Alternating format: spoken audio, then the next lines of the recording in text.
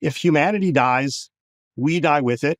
If the earth dies, we die with it. And that's why this thinking that we've been so brainwashed to think that we can only be American, that's no longer a useful or ethical way to think about ourselves in a world that is basically on fire. Welcome to Evolutionary, a podcast about how we can restore balance and heal the world. Every episode of my show, we explore the future of humanity and how we've gotten to where we are today. Through inspirational stories about healing, science, and mysticism, we'll see how we can reshape our society to create a world free of violence. I'm your host, Hawah Kasat.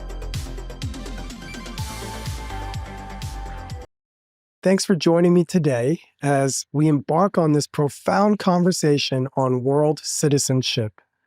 We don't have all the answers, and I know we're diving into a sensitive topic, and I hope you approach it and listen today with curiosity and wonder.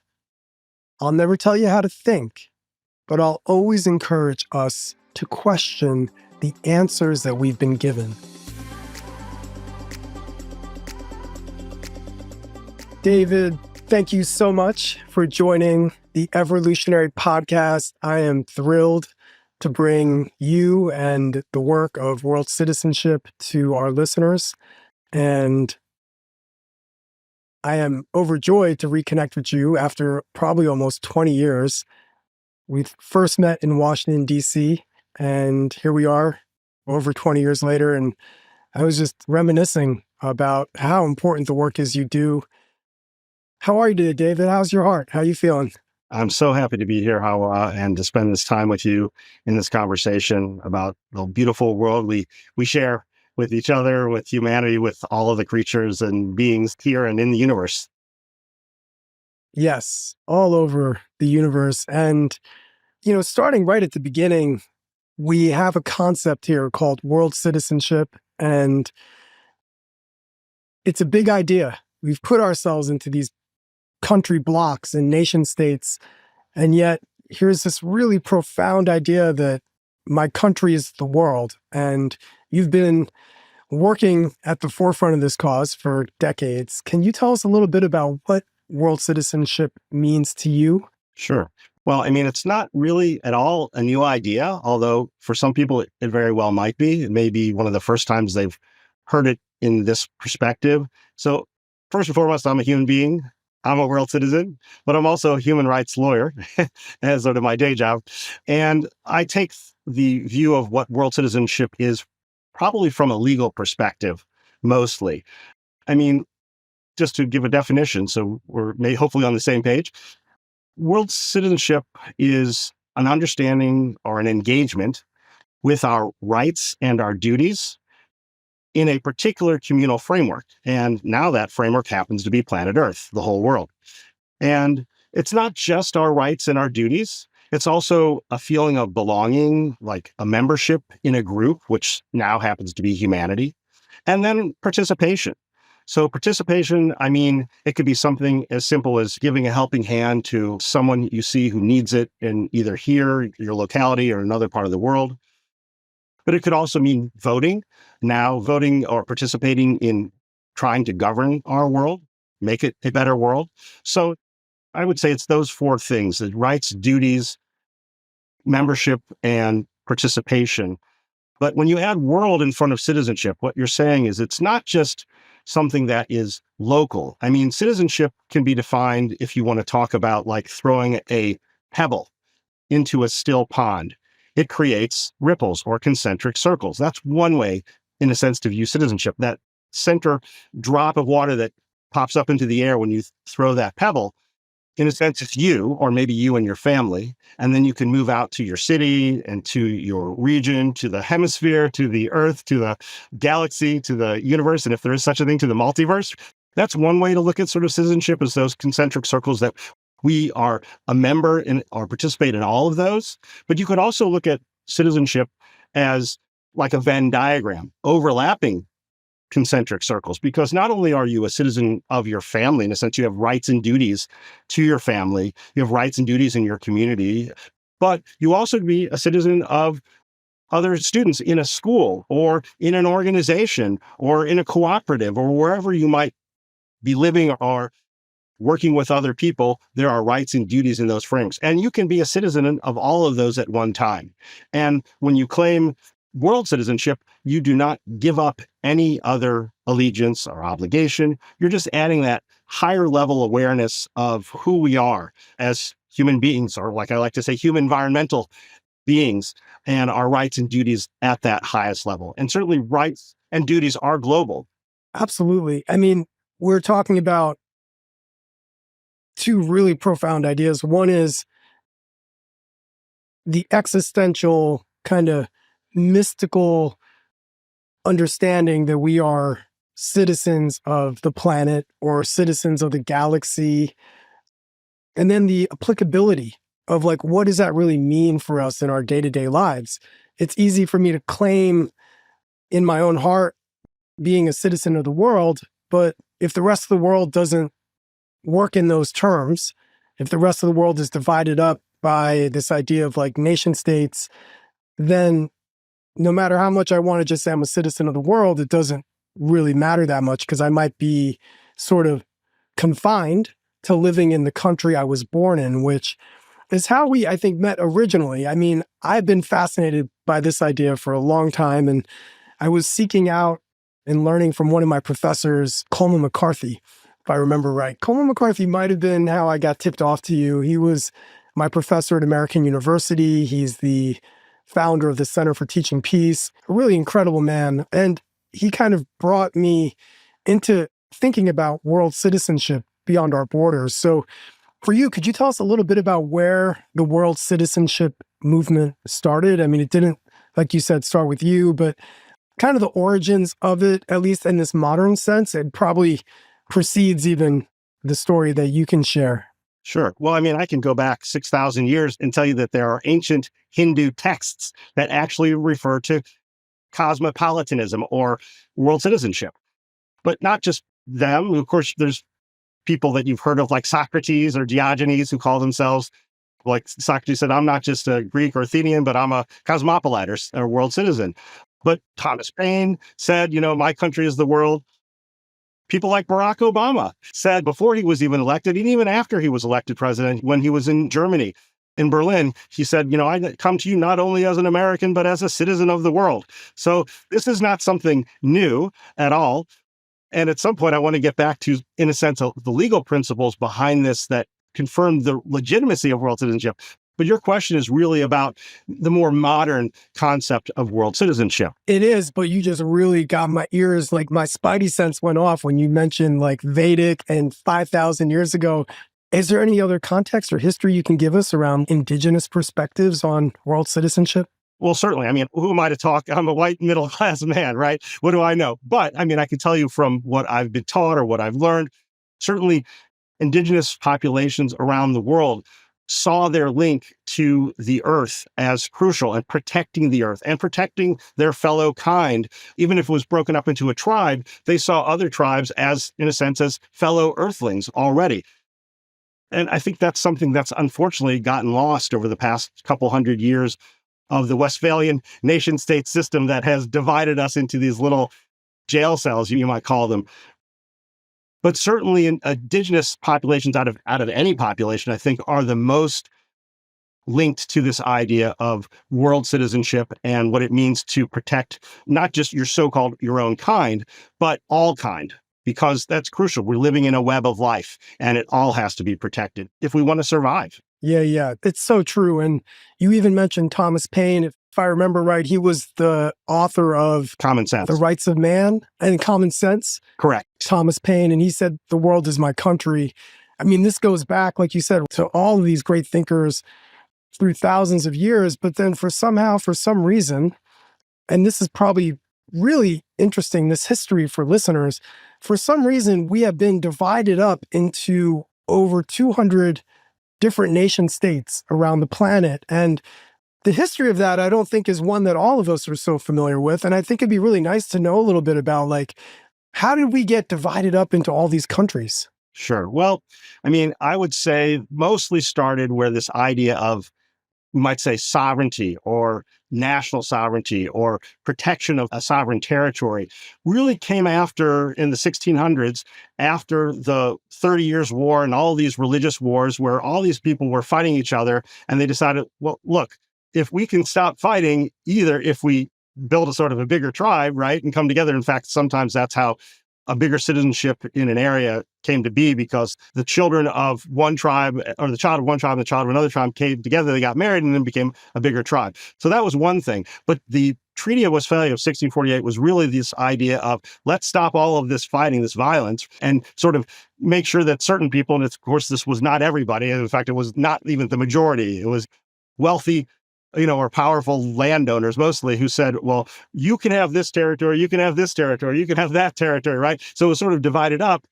And people, to some degree, would say, okay, I'll keep my hands off of your territory if you keep your hands off of mine. And that was, in a sense, the purpose of developing this higher system or operating system, which probably at first certainly worked better than those religious wars that were going on.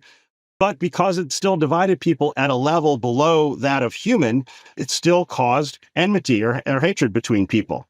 And one of the things when I'm talking to students, because we have a lot of interns and as well as classes that come here to speak to us about this idea of world citizenship, and they always are questioning, where does this come from? Why is this idea of world citizenship important? And so I have to tell them that world citizenship is really the ethical framework that we need in the world now, because it takes us outside of that system of division, that system of we versus they or us versus them mentality, and transcends that. And all through peaceful means. It's all evolutionary and revolutionary. Right. Through the power of peaceful means. I mean, like I like to say, the power of the pen and not the sword.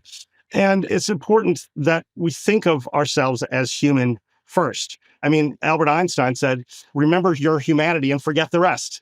Right. And speaking of Einstein, and you brought this up to me in the last day, and this sort of brings us a little bit further closer to the sort of modern world citizenship movement, if that's where you'd like to go, to a man named Gary Davis, who wrote this book, My Country is the World. And this is his memoir. So I'll tell you just quickly his story. He was an actor on Broadway. He looked up to his older brother, but his older brother had gone off to war before him and was killed on his battleship. Gary became very angry at this war system that killed his brother. Why weren't those people who killed his brother on the battleship convicted of murder, right? They killed him. Isn't that murder? And then he became a bomber pilot. And he said, well, they killed my brother. I'm going to bomb Hitler's war factories. So he became a bomber pilot. But once he was up in that B-17 bomber, 19,000 feet above the earth, he dropped those bombs. And then when he came back, he saw those film reels of the devastation of what he did. And he's like, they killed my brother. I was killing brothers and sisters and parents and children. Why am I not convicted, going to court and going to jail for murder? And he said, I've got to get out of this war and violence system, this system of separation that caused me to kill my fellow humans. So it's a whole long story, but he went to Paris, tried to hand in his U.S. passport at the U.S. Embassy to give up his U.S. citizenship. They told him to come back a few days later, thinking he would change his mind, but he came back and he said, I'm here to give up my citizenship. And the woman said, Mr. Davis, I don't think you want to do that. And he's like, if you don't give me the oath of renunciation immediately, I'm going to call your superiors in Washington and have you found for dereliction of duty. So wow. The woman was looking through her desk. She found the oath. He raised his hand, was given the renunciation. He gave up his citizenship. But the second he stepped out of the U.S. Embassy in Paris, he was in France illegally because he had no documents. We're living in a world of stateless persons. There's like 10 to 20 million stateless people in the world today. There's more than 100 million internally and externally displaced people. Of course, most of those people haven't chosen that. Gary was lucky that he was in a position of ability to be able to choose that and do that on principle, actually.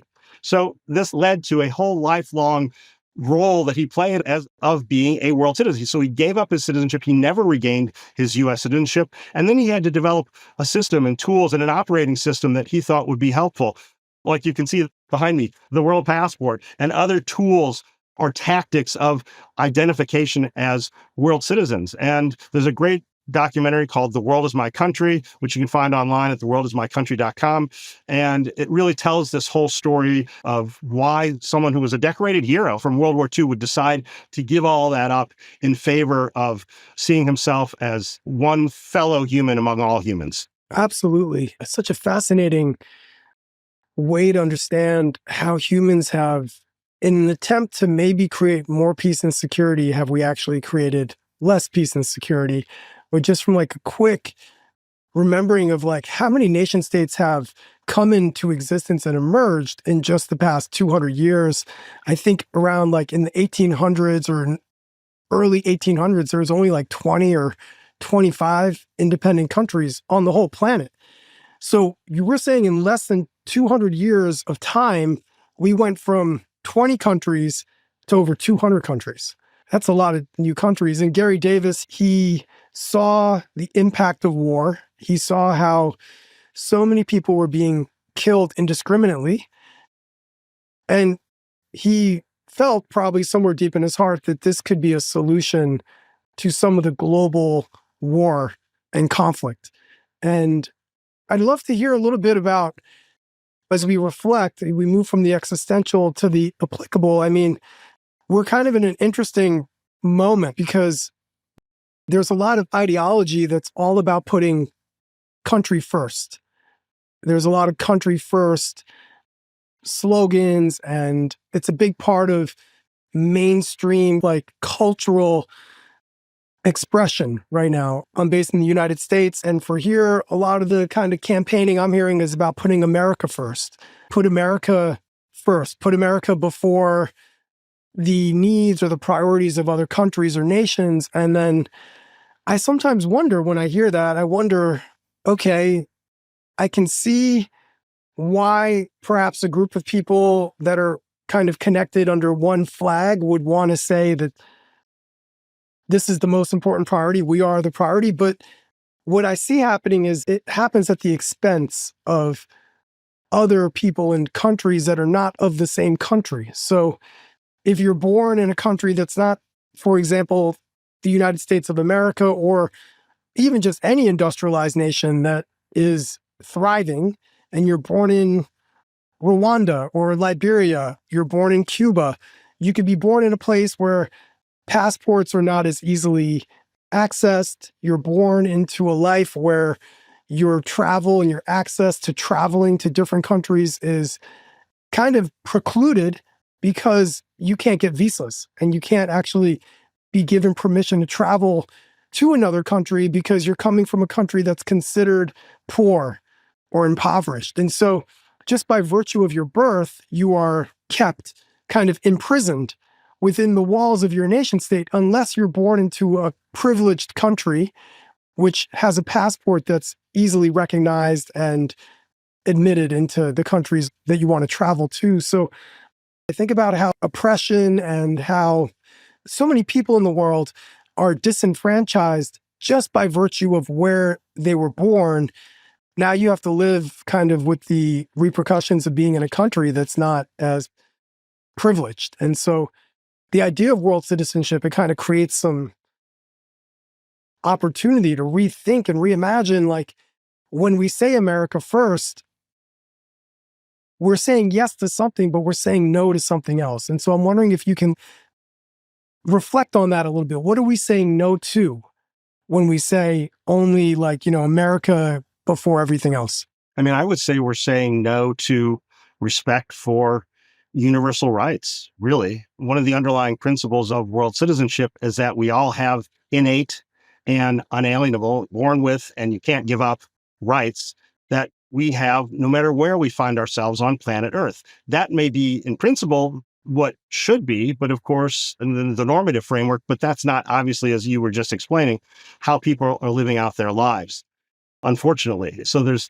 path that people are on, not because they could choose that path, but because they were forced into that path. So you talk about creating new stories to maybe veer off the maybe negative paths or paths that don't allow us to exercise our rights fully onto a new path of full exercise of our rights.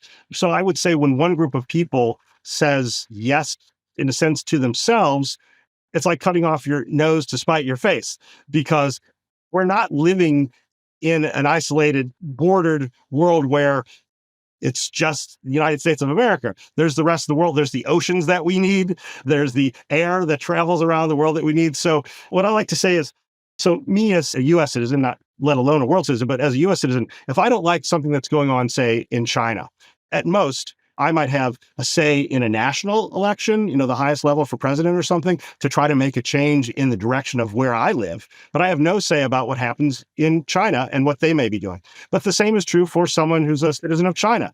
They may not like a certain war system or other things that are going on in the United States, but they have no vote in it because the national level prevents your ability to participate at a higher level, to participate where it comes to a level of human rights. So human rights are inclusive. I mean, everybody has them. We all have them, even if we can't fully exercise them or are not allowed to fully exercise them.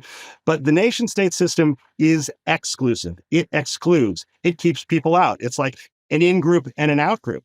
And this may sound harsh to say, but the we first or me first mentality is a selfish one.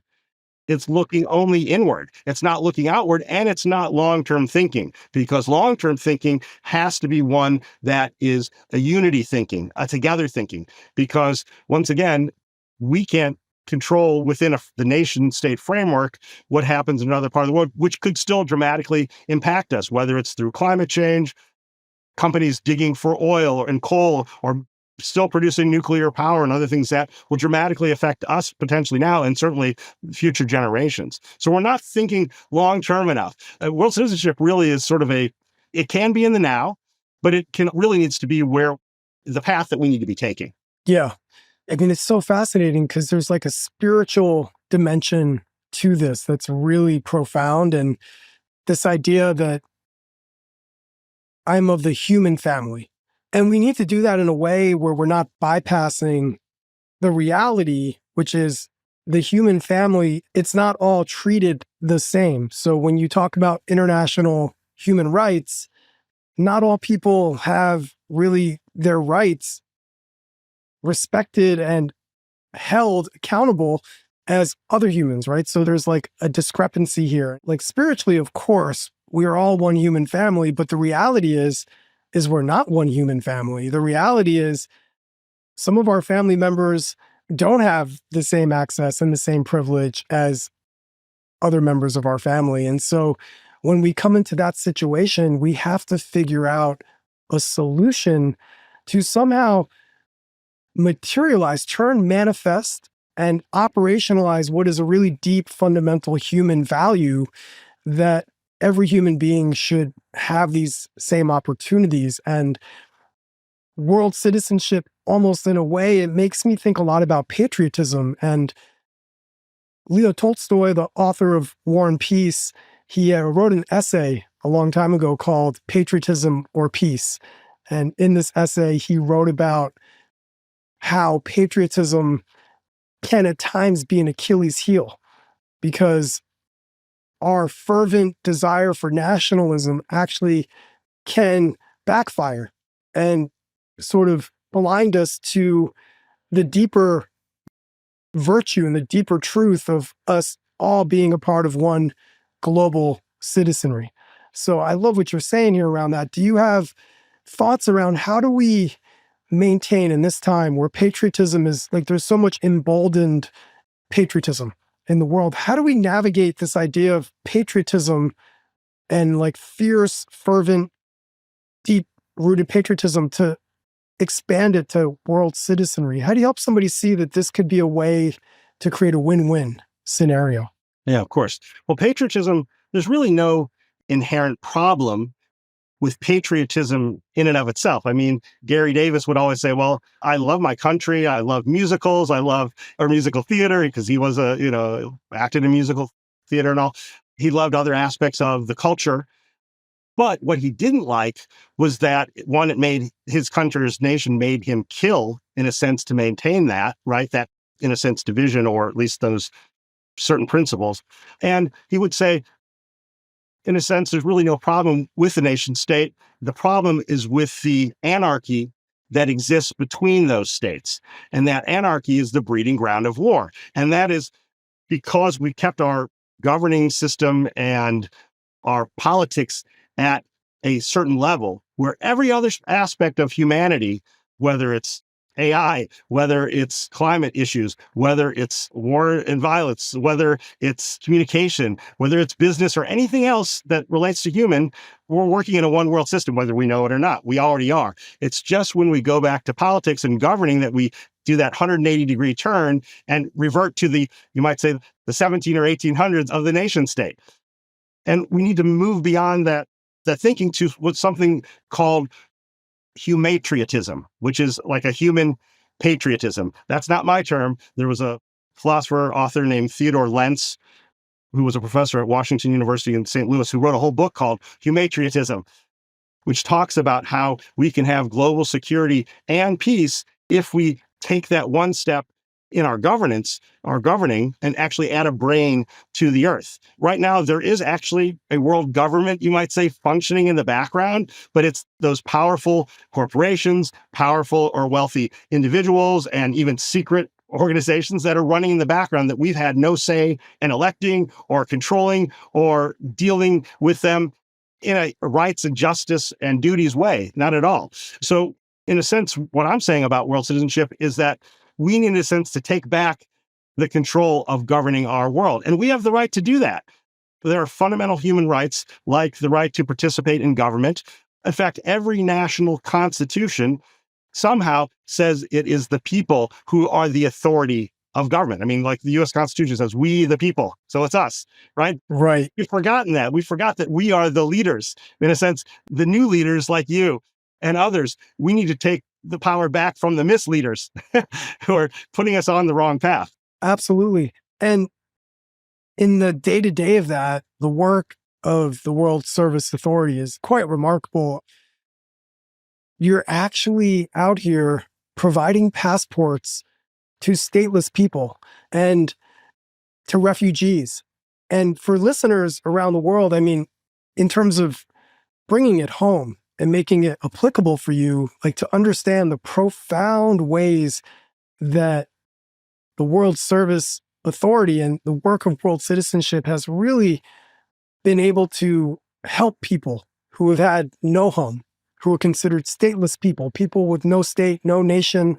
Can you tell us a little bit about how the World Service has been operating and how you're able to create a place of belonging for people around the world that otherwise have no place where they belong? Exactly. I mean, a great example of this, there's a couple of great examples. One, long time ago, Gary Davis went into a refugee camp. He had a world passport, and there was this fellow who was sitting there sort of catatonic. No one could reach him, and he was sort of dying because no one could make him sort of come out of this catatonic state. So when Gary went to the refugee camp with a passport and then wrote his name, because other people knew what his name was, into the passport and had a picture glued onto this, was a long time ago, they glued on the photo, he put it in the person's lap. The person wasn't even looking up at Gary, but then the person saw it. He saw, in a sense, his name and his picture, almost like looking in a mirror and saying, oh my gosh, I actually exist. I matter. So it's kind of funny in a way that a piece of paper, a document like a passport, we almost give more credence to that than to the individual human being. In a sense, my body is my passport. We shouldn't have to have a passport like that. I mean, Gary would say the world passport is really an anti-passport. The point is to get rid of passports altogether because we should be able to travel from New York to Beijing just like you travel from Indiana to Illinois. It shouldn't matter, right? And you can be Indiana and Illinois and have that patriotic sense of both those states, but then you can also have a patriotism which is larger, which is American. But the next step is we can have a patriotism or humatriotism, which is even larger than that. And so there are fellow humans in another, whether it's India, whether it's Russia, whether it's Zimbabwe, it doesn't matter. These are my fellow humans. And we should be able to, one, travel wherever we want to on our own planet to find a better life. But what that would force the situation is to make sure that local governments try to make the best life for their own population, or everyone would be leaving to find a better life somewhere else, or trying to. So we want to make the world better for everybody wherever they are. So I would say, really, the question of patriotism, it's not a concern for me because I think I'm happy when people are happy about where they live, and it makes them happy if that's the situation they're in. But then we just need to add some education and say, well, to ask these questions, like these great questions like you are asking, like, if you're saying yes to this, what are you saying no to? I love that. I'm going to use that. I hope you don't mind me borrowing it when I speak to students, because there's sort of this dichotomy, and we should be able to have a higher coherence where we move beyond that dichotomy, in a sense, saying everybody should be able to say yes to each other and yes to a positive and hopeful world. Well, it's a win-win, right? So we can have deep pride and even like just patriotism to the town or our sports team or our city. But that doesn't mean that we can't also have deep commitment and loyalty to the human family or to the world citizenship that we also have. Like, it's not an either or, it's a yes and. Yes, I am an American citizen, and I'm not just going to always put my needs in front of everyone else's needs. I'm going to try to lift everyone up at the same time. And I'm not going to just extract and take and pillage and try to profit off of other people's expenses. There's a shift there. There's a big, deep shift in the mentality. You're making me come to like the John Lennon song, Imagine, right now. Right. I'm sorry. While you were talking, it was running through my head. And John Lennon in the song, he's like, imagine there's no countries. It isn't hard to do, nothing to kill or die for, and no religion too. Imagine all the people. And again, like we're channeling, I mean, these great, beautiful, like prophets of our time. I mean, they've all had this dream. A lot of us have had this dream of somehow transcending the borders, right? Transcending the borders. And at the same time, we live in a world where immigration and refugees and what to do with climate refugees that are being displaced all around the world, it's becoming more and more present, right? We have more people that need to relocate, that can't live where they're living. How does world citizenship, how does immigration, refugees, and the crisis, how does this tie into the work of world service? And what's your vision for how to ameliorate the problem? Well, I always wonder, where do people go when their island country, out in the Pacific Ocean or something, becomes totally underwater? Where do they go? Do they become a citizen of a neighboring island before that goes under the water? Who's going to take them in, and who accepts them? And this is why world citizenship is so important. In fact, we're working on a world citizen treaty that would say, no matter where you are born on planet Earth, all of your rights, wherever you find yourself or wherever you go to, your rights, whether that's right to work, right to school, right to participate in government, right, any right, would be fully recognized. Now, that seems like a utopian dream, perhaps, looking from the world that we're living in now. But really, if humanity dies, we die with it. If the earth dies, we die with it. And that's why this sort of thinking that we've been so brainwashed to think that we're only this, we can only be American, or we can only be Ghanaian, or whatever, right? That's no longer a useful or ethical way to think about ourselves in a world that is basically on fire or is being destroyed by hurricanes and tornadoes and people not being able to feed themselves, as you said, climate change. Now, so the problem, as a lawyer, I look at, for example, the Refugee Convention. It basically says you can be considered a refugee if you have suffered persecution due to your race, your religion, your nationality, your political opinion against the government, or your social group. Well, the only thing that climate could potentially fit in is to that last one, social group. In a sense, your social group is a group of people who have suffered from climate catastrophe. You can't even feed yourself because your crops, there's no rain, or there's too much rain, or whatever, your crops, you can't feed yourself or your family, or your community. So we have to expand our definition of who is, at least legally, a refugee. And of course, I would argue that the whole definition of refugee and stateless persons is a way for the nation state system to maintain itself, because in a sense, we're all travelers on planet Earth. No one owns one part of the Earth, or shouldn't. We're really stewards of the planet. We're only here for 70, 80 years or something. We're here just temporarily. And we need to be here to protect it and to protect each other. If we're greedy and selfish and say, well, this is mine, it can't be yours, well, then wars and violence are going to continue. There'll continue to be pushback against our fellow humans who are seeking really just to survive, just to live. And I think every major religion and people who don't even practice faith would agree that love thy neighbor, right? Or the golden rule, do unto the others as you'd have them do unto you. I mean, there may be some people who don't agree with that, but that would be very, very few. And if we have these basic principles of loving each other and trying to help each other, that means not just within this framework that we've created of nations, but for everyone everywhere. I mean, we need to look at our fellow humans not as a threat, but as a gift. And we have to figure out how to really be guardians and protectors of each other. I'm reading a report in preparing for this conversation with you. I came across a report by the International Displacement Monitoring Center, and they are predicting that by 2050, 1.2 billion people, that's 1.2 billion people will be displaced due to climate change and natural disasters.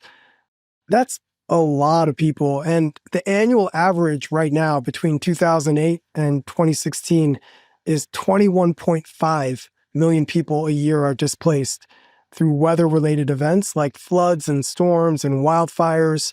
So the pattern is right in front of us. We are confronted with a reality that's unfolding before our eyes. And in some ways, to figure out a solution to how climate change is impacting people around the world does require us to reimagine, the way John Lennon would say, like to reimagine what it means to really be on Earth together, to imagine how we can live together in a way where all people are finding a place to belong.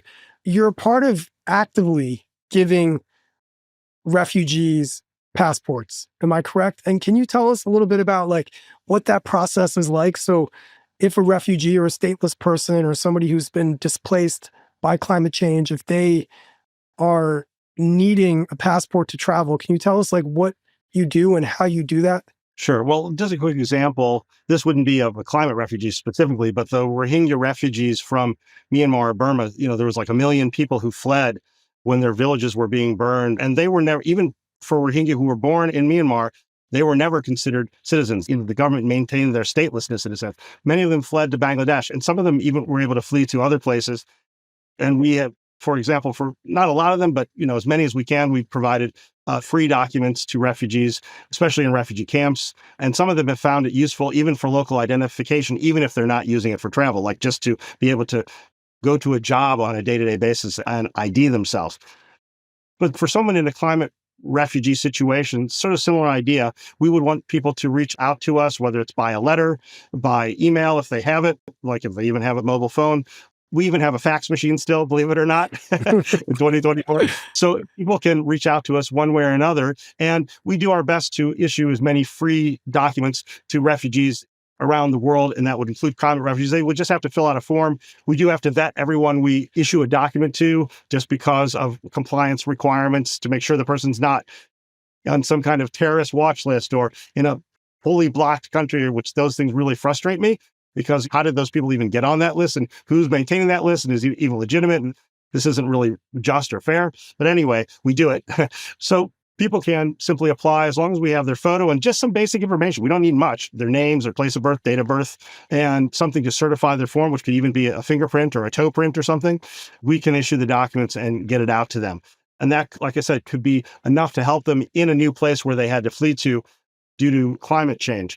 But the issuance of documents is not the only thing we do for refugees. And are they being recognized? So like, sure. Let's say somebody has a world passport that the World Service is providing somebody.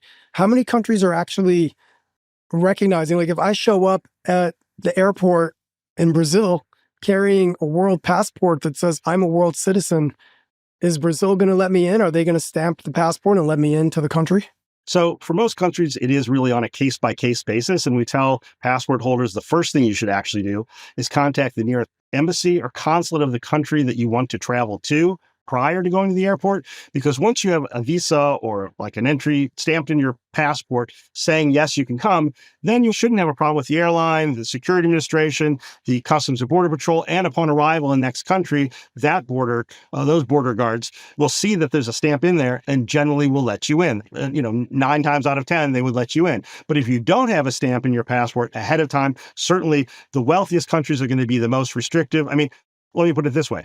The World Passport has been recognized by about 97% of all countries in the world have placed visa, entry, and exit stamps in World Passports since 1954. This is our 70th anniversary this year, but not all countries. And certainly in the past 20 or so years, some of the wealthiest countries have become more and more restrictive and more like me first kind of mentality, which means like the wealthiest countries, well, in North America and Western Europe are going to be the ones that are most restrictive and probably say no. But this is why we have a legal advocacy team. And that's why what I was about to say is, in addition to issuing documents of global identification and travel to refugees, sometimes we don't even do that. Sometimes what we will do is simply draft legal briefs like amicus curiae, friend of the court briefs, to help refugees and stateless persons to stay where they are. Well, for example, there's a fellow from Uganda who was able to make it to the United States.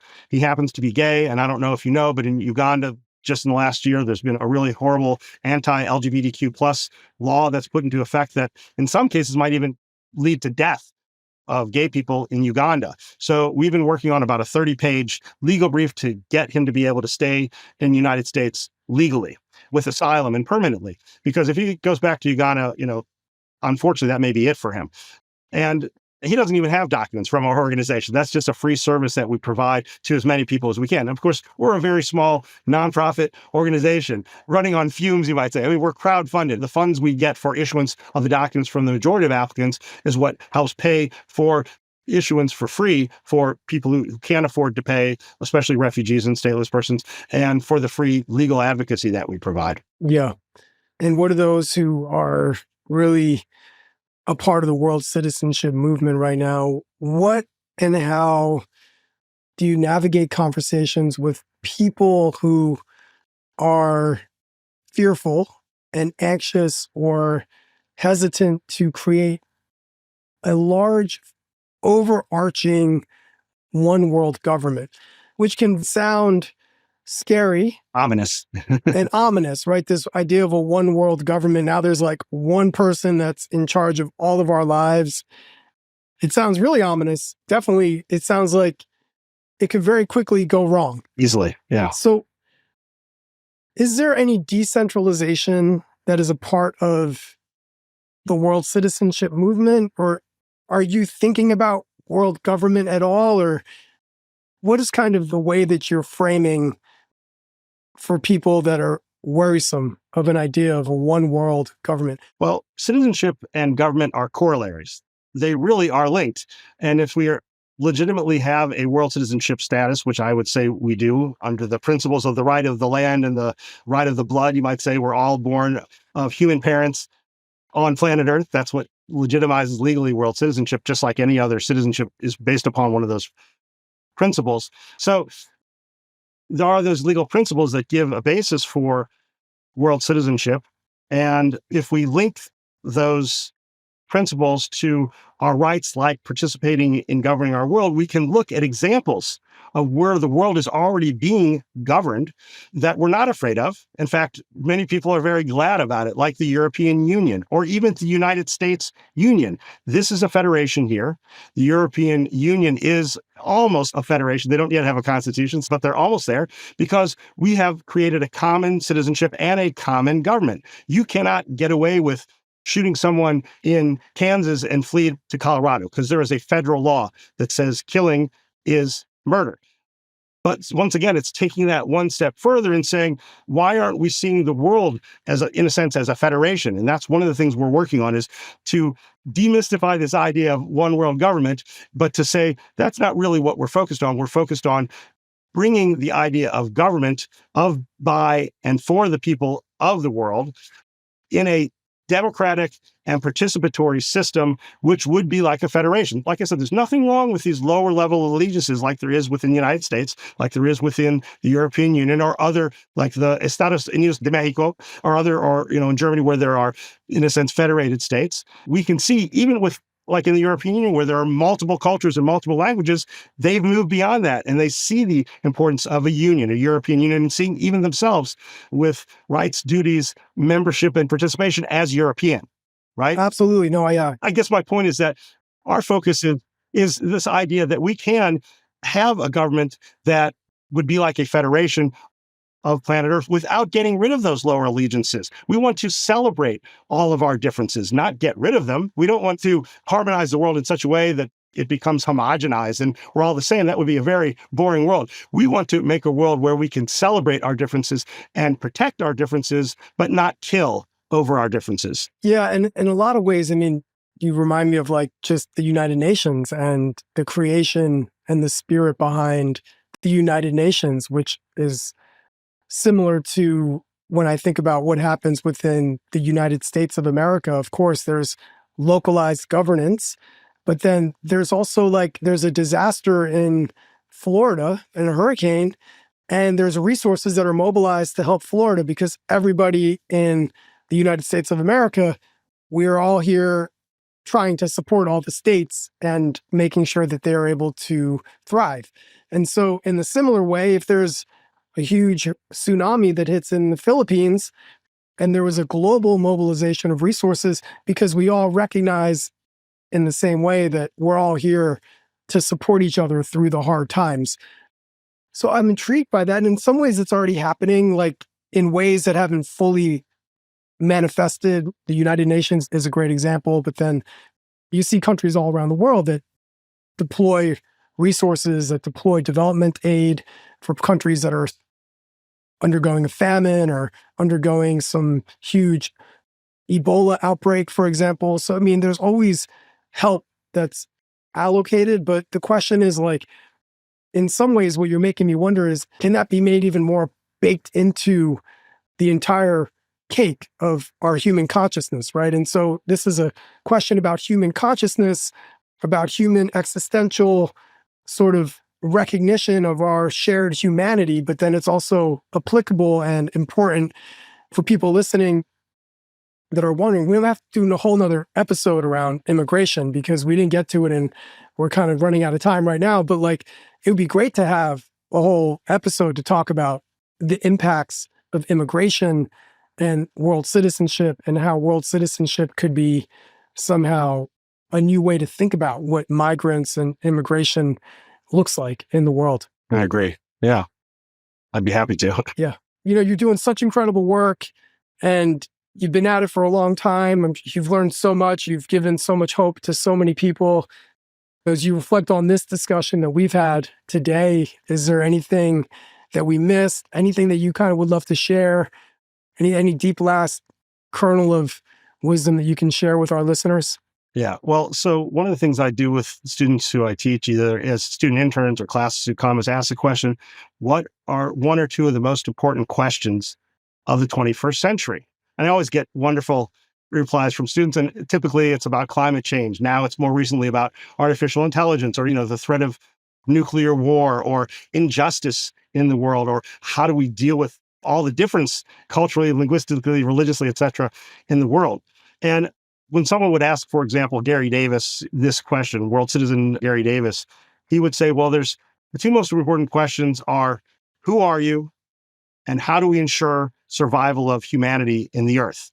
And to the question of who are you, if you can't say, I'm a human being, first and foremost, I'm a world citizen, then potentially we're all goners. And if we can't figure out a way by working together in a unified way to how we're going to ensure our survival, not just us as a human species, but the earth also, which is our parent, then we're also goners. So those are for Gary, and certainly for me, my whole adult life after law school has been working at World Service Authority and promoting the idea of world citizenship. Those are so important, these questions of who we are and where do we fit and how do we govern our world in a way that will ensure our survival now and for this beautiful human species that we are. I mean, we have so much love and so much to give. Let's expand upon that part of us.